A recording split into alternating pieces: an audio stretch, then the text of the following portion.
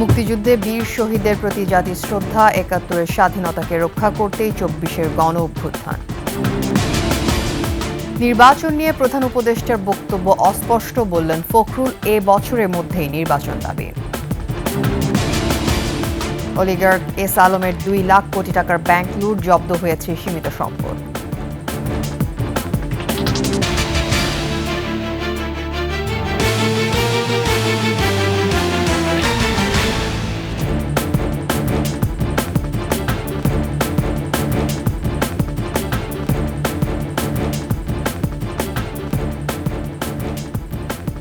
সবাইকে মহান স্বাধীনতা দিবসের শুভেচ্ছা। শুনছিলেন সংবাদ শিরোনাম, আমন্ত্রণ ২১-এর সংবাদে। আপনাদের সাথে থাকছে আমি তাসনিমা আফিফা।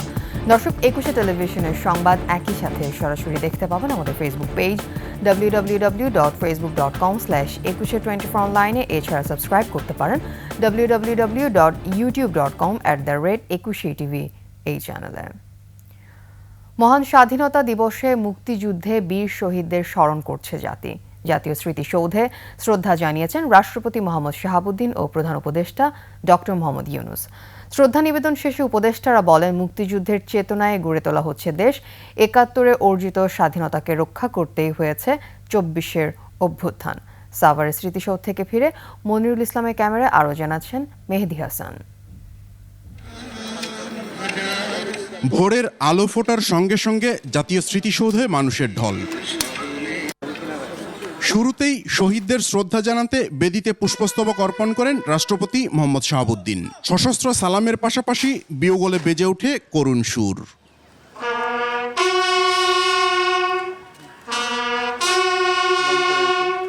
ঠিক ১৫ মিনিট পর সেখানে পৌঁছান প্রধান উপদেষ্টা ডক্টর মোহাম্মদ ইউনূস। বিনম্র চিত্তে জানান ফুলের শ্রদ্ধা। এ সময় উপস্থিত বিশিষ্টজন, বিদেশি কূটনীতিক ও উপদেষ্টাদের সাথে করমর্দন করেন প্রধান উপদেষ্টা। এরপরই স্মৃতিসৌধের বেদিতে শ্রদ্ধা জানান প্রধান বিচারপতি। শহীদ পরিবার, যুদ্ধাহত মুক্তিযোদ্ধা, সরকারের উপদেষ্টা পরিষদ ও বিদেশি কূটনীতিবিদরাও শ্রদ্ধা জানান। স্মৃতিসৌধের আনুষ্ঠানিকতা শেষে অর্থ উপদেষ্টা সালেউদ্দিন আহমেদ বলেন, মুক্তিযুদ্ধের চেতনায় নতুন বাংলাদেশ গড়তে কাজ করছেন তারা। এই দিবসে আমরা আমাদের প্রতিটি ঘোষণা করি যে আমরা বাংলাদেশকে, নতুন বাংলাদেশকে আরও সমৃদ্ধশালী দেশ হিসেবে গড়ে তুলব।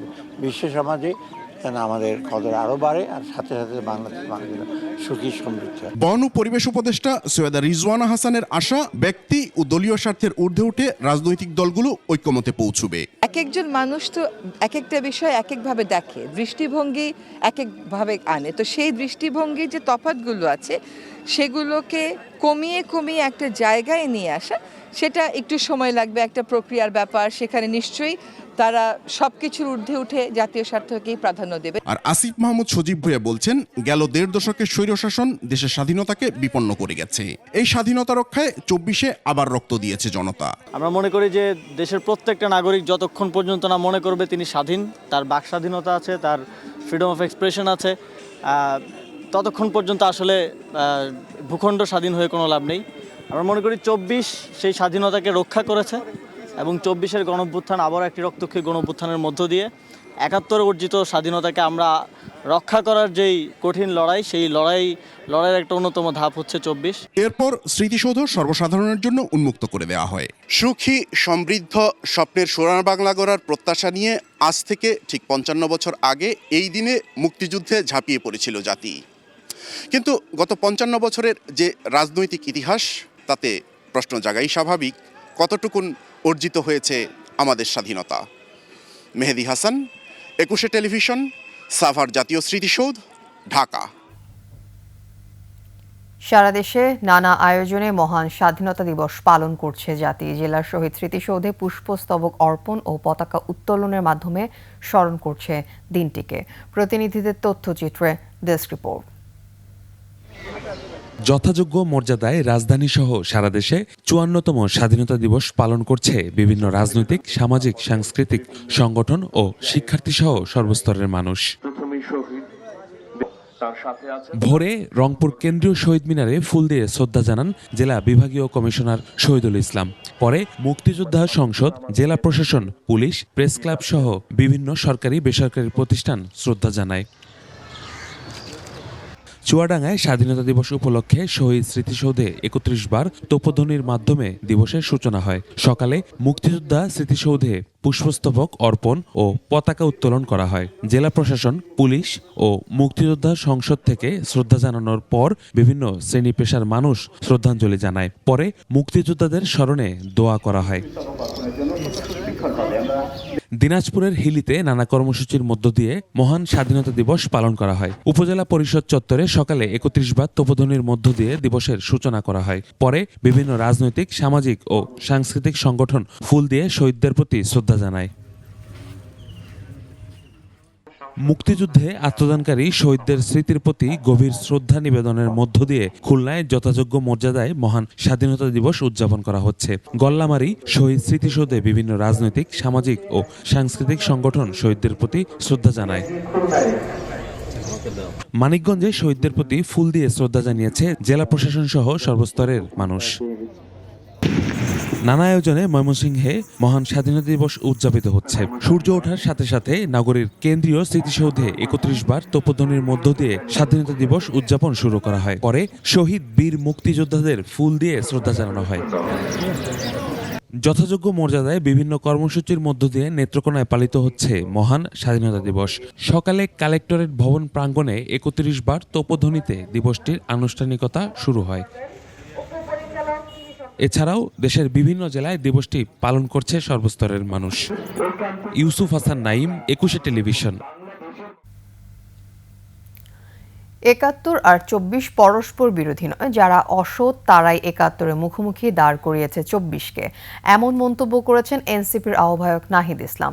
কোন একটি দলকে ক্ষমতায় আনতে ফ্যাসিস্টদের বিচার ও রাষ্ট্র সংস্কার ছাড়া নির্বাচন মানবে না এনসিপি। ৭১ এবং ২৪ আলাদা কিছু নয়, বরং ২৪-এর গণ অভ্যুত্থানের মধ্য দিয়ে ৭১-এর যে স্পিরিট সেটি পুনর্জীবিত হয়েছে। ৭১-এ আমরা যা চেয়েছিলাম সেটা ৫৪ বছরে অর্জিত হতে পারে নাই বিধায় একটা ফ্যাসিজম ১৫ বছর ধরে বাংলাদেশে চেপে বসেছিল বিধায়ী আরেকটি গণ অভ্যুত্থানের কিন্তু প্রয়োজন হয়েছিল। ফলে আমরাও কিন্তু ৭১-এ যে সাম্যের কথা বলা হয়েছিল, ২৪-এ কিন্তু সেই বৈষম্যহীন সমাজের কথাই আমরা বলছি। বলে যারা এটাকে আসলে পরস্পর বিরোধী বা মুখোমুখি করে দাঁড়া করাচ্ছে, তাদের উদ্দেশ্য অসৎ। নির্বাচন নিয়ে প্রধান উপদেষ্টার বক্তব্য অস্পষ্ট বলে মন্তব্য করেছেন বিএনপি মহাসচিব মির্জা ফখরুল ইসলাম আলমগীর। সকালে শহীদ রাষ্ট্রপতি জিয়াউর রহমানের সমাধিতে শ্রদ্ধা নিবেদন শেষে এসব কথা বলেন তিনি। মির্জা ফখরুল বলেন, প্রধান উপদেষ্টার ভাষণে কোনো রোডম্যাপ ঘোষণা করা হয়নি। যদিও বিএনপি বারবার রোডম্যাপ দাবি করে আসছে, এ সময় তিনি আশা করেন অন্তর্বর্তী সরকার প্রয়োজনীয় সংস্কার শেষে নির্বাচন দেবে।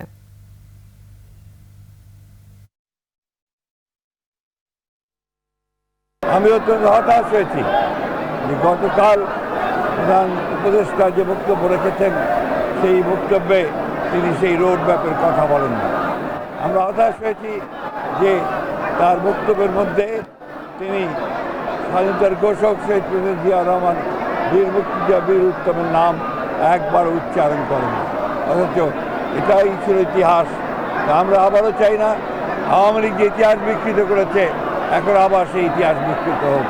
প্রকৃত সত্যকে উদ্ঘাটিত করে জনগণের যে আকাঙ্ক্ষা একটি গণতান্ত্রিক সরকার, সেই গণতান্ত্রিক সরকারে যত দ্রুত ফিরে যাওয়া যাবে আমাদের সমস্যাগুলো ততই সমাধান হবে বলে আমরা বিশ্বাস করি। লুটপাটের ক্ষুদ্র একটি অংশই দেশে রেখেছেন বিতর্কিত ব্যবসায়ী এস আলম। প্রায় ১ ডজন ব্যাংক ও প্রতিষ্ঠান দখল করে এই ব্যাংক মাফিয়া লুট করেছেন অন্তত ২ লাখ কোটি টাকা, যা পাচার হয়েছে Singapore, British virgin island, Dubai সহ নানা দেশে।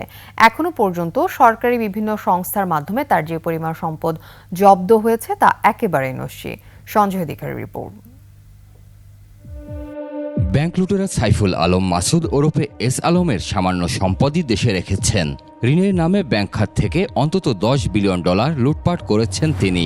বাণিজ্যের আড়ালে ৯-৬ করেছেন বিপুল অর্থ। পাচারের অর্থে সিঙ্গাপুরে ব্যবসায়িক সাম্রাজ্য গড়ে তুলেছেন এই ব্যাংক খেকো। সিঙ্গাপুরের জালান মেরিলি মাউতে এই প্রাসাদ বাড়ি 2019 সালে 12,260 বর্গফুট জমিতে এটি নির্মাণ করেন এস আলম, যার বাজার মূল্য 30 মিলিয়ন সিঙ্গাপুরি ডলার।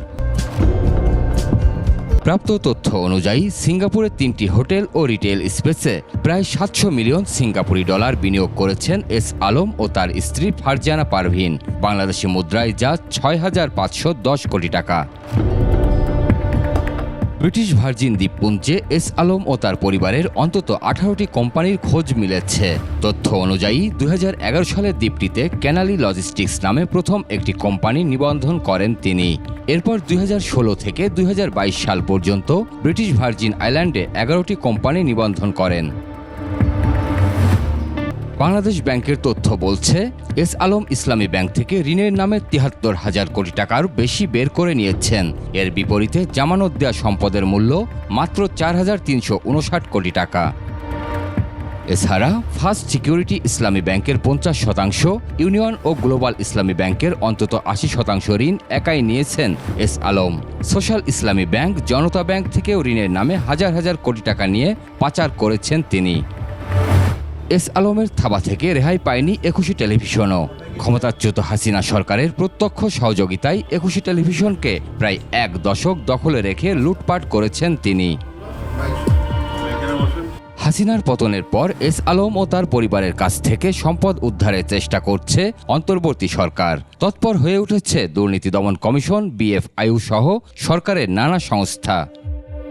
এরই মধ্যে এস আলম ও তার পরিবারের অন্তত 227টি ব্যাংক হিসাব জব্দ করা হয়েছে।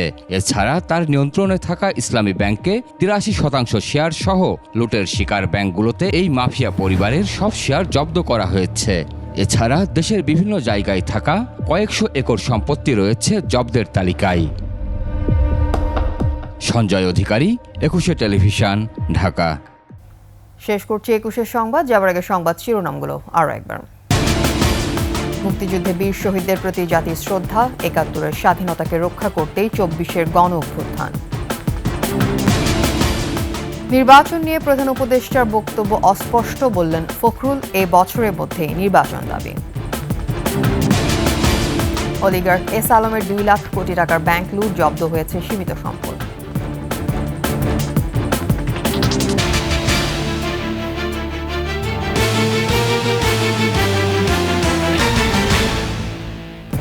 সর্বশেষ খবর জানতে ডায়াল করুন 2021 নম্বরে, ভিজিট করুন 21-tv.com এর ওয়েবসাইটে।